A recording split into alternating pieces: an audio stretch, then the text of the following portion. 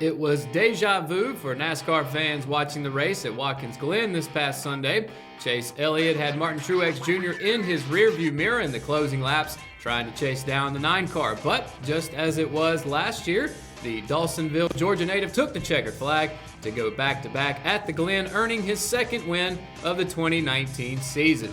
Hello and welcome to another edition of ROSS Racing, brought to you this week by RO Yellow, Richmond County's new online directory. I'm Matt Harrelson, and alongside with me for the ride, of course, is Russell Parker. So on tonight's show, we have all of the drama that took place between Kyle Busch and 2 other drivers, plus Jimmie Johnson and Ryan Blaney. Also, we'll break down the point standings after Watkins Glen. But first, Russell, we have to talk about the dominating performance by 23-year-old Chase Elliott. Yeah, you talk about a dominating performance. It was 90 laps in this race. He led all but 10 of those laps. And just, he's kept that lead rolling all day long. He swept both the stages, just put on a clinic with everyone else out there.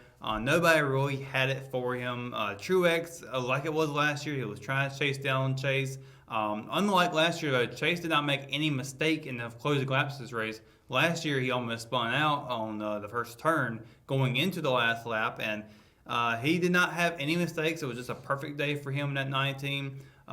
The only thing that was really similar to last year as well was that he ran out of gas trying to do his burnout at the front stretch. Last year he ran out of gas heading into, I believe it was a carousel, ran out there and had to be pushed back.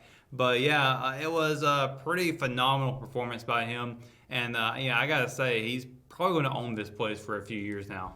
Well, there's been a lot of hype around Elliott since he's made his way into the Cup Series, and even before then about the kind of driver everyone expects him to be. So, now the kid can drive and win, but if you look at his performance across the board, it seems he only wins at road courses and super speedways. Now, the majority of the tracks on the schedule are 1.5 miles with short tracks peppered in there, which he fares okay at those. Is Chase Elliott still living up to the hype, though? I think he is. And you got to think, he's only been in the Cup Series as a full-time driver for, I think, maybe 4 years at that many.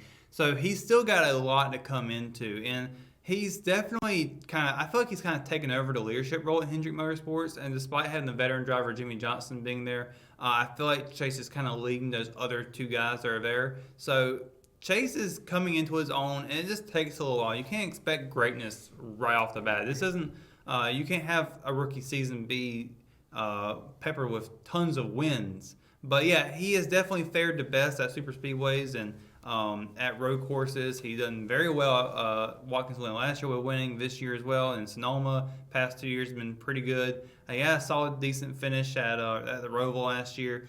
And you look at the super speedways, he's got a win at Talladega. He runs very well at those plate tracks. And yeah, he's also got a win at Michigan, which was a back-to-back victory for him last season. So he could very well win this Sunday for all we know. But he's overall done very good, and I think we're going to continue to see more out of him moving forward. Well, if you're a fan who lives for the drama, you can, of course, look no further than this past race at the Glen. And there are 3 separate incidences here that we're going to talk about. Now, the first one is Kyle Busch and William Byron. And this all started with a bit of a love tap, if you will, by Byron in turn 1, with Busch being spun around. Busch managed to save his car and caught back up to Byron and shoved him through the bus stop corner. Well, Byron's crew chief, Chad Knaus, basically ordered his driver to go back and get Busch, but the veteran driver brake checked the young gun and caused front end damage to the 24 car. So, Russell, I think this would be typical driver payback on the track. But what stands out to me is that you have a 7-time champion crew chief telling his inexperienced driver to go get payback. Is that normal? I don't know if that's normal to say. I mean, you got to think from a crew chief's perspective, your job is about not just getting in the victory lane, but you're not concerned with rivalries. That's what your driver's there for. I feel like Chad Knaus, I don't know if his frustration from coming from the 48 team on a winless season to going into an inexperienced driver, he expects the driver to be able to handle these type of things. Maybe the way that Byron wasn't handling things isn't the way that Chad wanted him to. So Chad's been kind of firing up with him a few races now we've seen. I feel like maybe he kind of overstepped a little bit because if I was an owner, if I was Rick Hendrick, I'd probably be sitting there thinking, don't be trying to tell them to go out and wreck our ride. Right. So I feel like Chad may have been wrong on this one. Maybe he was just got his tempers flared up a little bit. Probably more than William. I don't know how William was handling it, but he tried to go out there and handle it, and Torp is thrown in doing that, and that's the result of what happens when you try to go and get payback.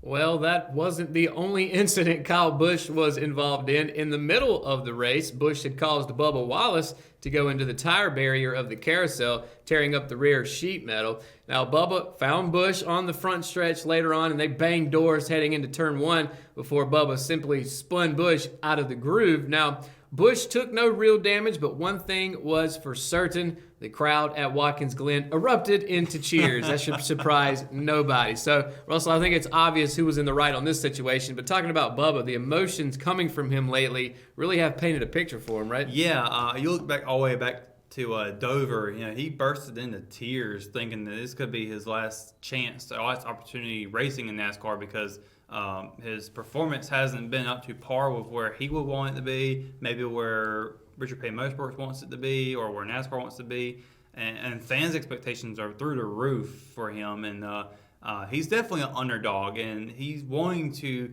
come forth and be successful in NASCAR, and you see that emotion in him. He wears his heart on his shoulder or sleeve. I'm not sure how that phrase is, but he does that, and he's always put himself out there, and he does a lot, and I think he's now kind of understanding not to take other people's crap anymore. So I think that's where he's coming from. And Kyle Busch, he said to himself, it doesn't matter if it was Kyle Busch or whoever else it was who's going to get payback, because he's tired of being handled and way in the back of the pack, and he wants to be able to move forward and get attention. And he definitely got people's attention doing what he did. So props to him on trying to put his name out there some more and get it going.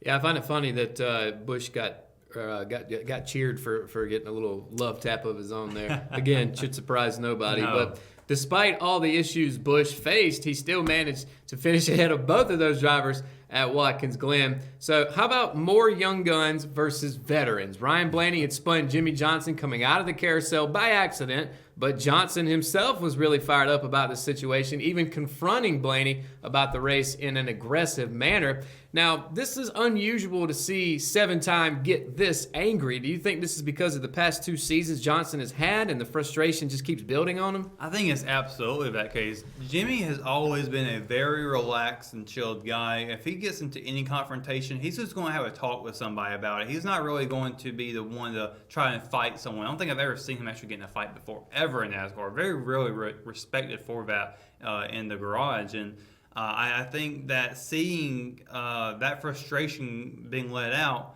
I think it's understandable to be frustrated, but just to see it come out of Jimmie is just so surprising, and you can see he had a really solid car of that race. Of course, he has a new crew chief for this race as well, and it worked so well together. And then they were running at least a top 5. I mean, they had a top 5 car, and it got ruined to being back in at least 20th position. So, for that to happen for Jimmie, it had been frustrating for him.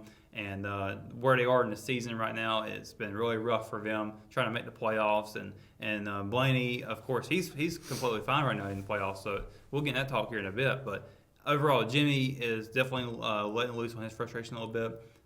Hopefully that maybe lights a fire underneath him to come out there and do better next week here in Michigan or in the future. He's only got a few more races to go before the playoffs, so hopefully he can get that going for him. Obviously he's a 7-time champion, so one thing that Jimmie Johnson hasn't really known is what it's like to lose a lot, or just to be unsuccessful in the sport per se. So I think, it goes to say, he's kind of dealing with that in his own way. He's never had to really deal with it, at least not since he first started out. And maybe we're starting to see that boil over a little bit. Yeah, and I think you're right because, he's been successful pretty much from the get-go in NASCAR. And it is, I guess, having his winless seasons. He's always had a win every season up until recently. So it's definitely a new trail he's trekking. Yeah. Well, Johnson will have to look forward now as the regular season is starting to wind down. Like you mentioned, just 4 races to go before the playoffs. So let's take a look at the point standings. The 48 drivers back on the plus side of the playoffs, but tied in points with 17th place Ryan Newman. Now, the tiebreaker is to Johnson because he currently has a better finish in a race this season over Newman. So Johnson safe for now, but as we move forward, the points between 15th and 18th are starting to tighten up. Yeah, they definitely tighten up a lot after Watkins Glen. There's at least there's 4 drivers there: Soars, Jimmie Johnson, and Ryan Newman. Those guys, they're all just battling so tight, and we're getting into the nitty gritty here. I know we've got Michigan, we've got Darlington, we got Bristol, and we got Indianapolis coming up. Those are all tracks that you can kind of say you don't know what's going to happen. Michigan might be predictable based on what we saw earlier this season.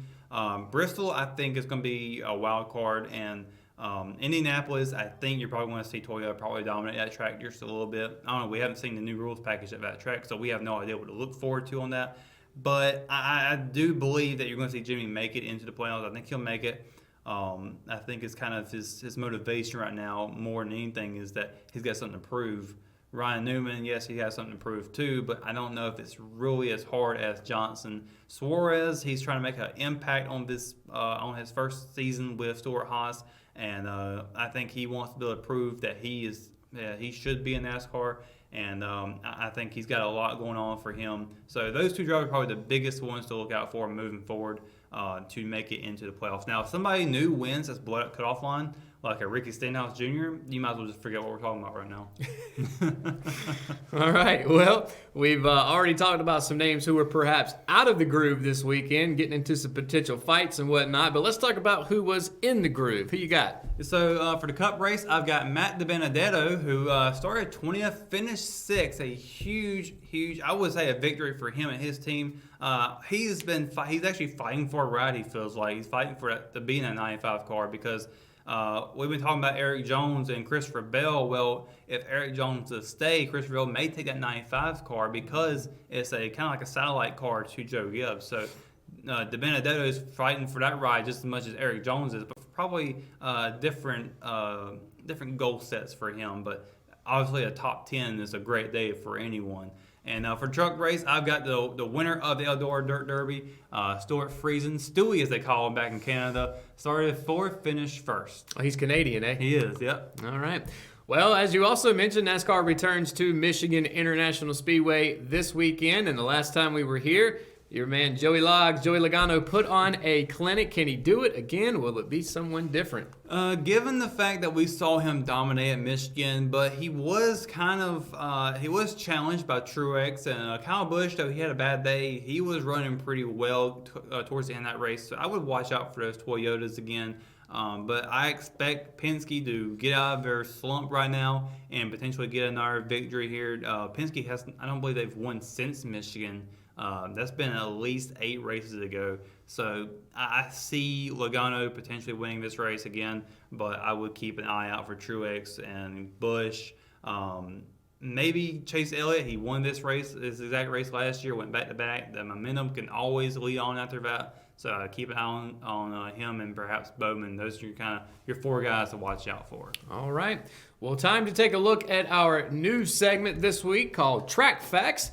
Brought to you by ROYellow.com, Richmond County's new online directory. Michigan is a 2-mile, moderate-banked D-shaped speedway, approximately 4 miles south of the village of Brooklyn in the scenic Irish Hills area of southeastern Michigan.